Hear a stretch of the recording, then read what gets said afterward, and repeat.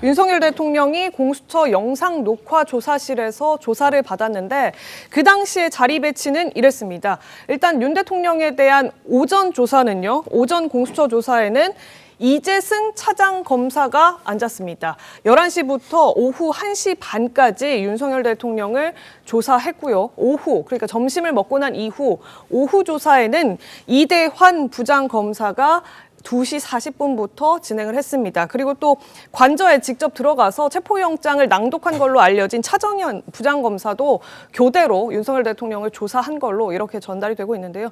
다만 이제 윤 대통령 측에서는 영상 녹화 조사실이지만 영상 녹화에 응하지 않겠다. 이전에 박근혜 전 대통령처럼 영상 녹화는 응하지 않겠다라고 해서 거부를 했고요. 네. 진술 자체도 하지 않겠다라는 뜻을 명확하게 밝힌 걸로 알려져 있습니다. 윤 대통령이 이를 직접 설명하지는 않았고 윤 대통령 변호인이 진술하지 않겠다, 답변 거부하겠다 이런 입장을 대신 전했다고 합니다.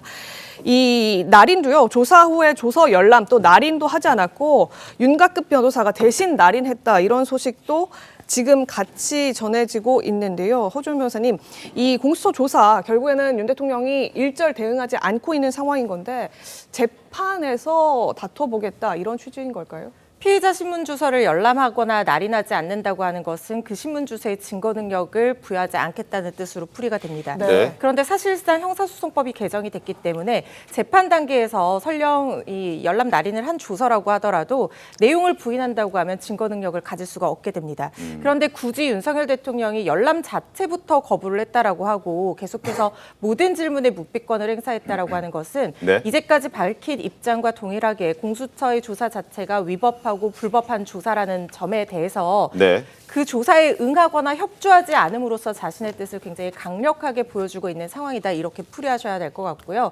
다만 이 또 한 가지 윤석열 대통령이 이렇게 함으로써 얻을 수 있는 효과는 어떤 것이 있냐면 뭐 법 기술적인 측면으로 말씀을 드릴 수 있겠습니다만 지금 관련자들의 어떤 재판이 진행이 오늘부터 됩니다. 그렇게 되면 수사기관에서 어떤 증거를 가지고 있는지 재판이 시작되고 난 이후에 그들의 변호인이 확인을 할 수가 있거든요.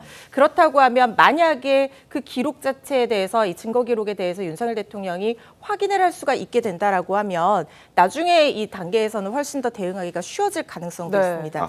그래서 그런 것까지 생각을 하고 있지는 않을까 하는 개인적인 추측도 됩니다. 그러니까 알겠습니다. 오후 10시까지 했는데 그러면 묵비권 행사하고 검사가 계속 질의는 했으니까 조사 자체가 이루어졌을 거 아니에요? 그렇습니다. 그 질의에 대한 내용들은 다 그러니까 파악이 된다라는 말씀이신 거죠? 그렇죠. 그것도 또 하나의 어떻게 보면 윤석열 대통령으로서는 얻을 수 있는 그런 효과라고나 수사 상황을 알 수 있는. 그렇죠. 왜냐하면 어떤 질문을 준비를 했는지를 들으면 수사기관에서 어떤 것들을 중점적으로 보고 있는지 또 관련자들의 진술에서는 어떤 내용이 나왔는지 이런 것들도 확인해 볼 수 있는 여지가 있거든요. 그래서 묵비권을 행사한다고 하더라도 개개의 질문에는 또 대답할 가능성도 있기 때문에 수사기관에서는 계속해서 질문을 읽어주고 넘어가고 이런 식으로 진행될 가능성이 높은데 윤석열 대통령은 수사 전문가인 만큼 그 내용을 들으면서 수사기관이 어떤 것들을 갖고 있는지 전략은 무엇인지 이런 것들까지 확인할 수 있는 효과를 거둘 수 있다는 생각이 듭니다. 알겠습니다.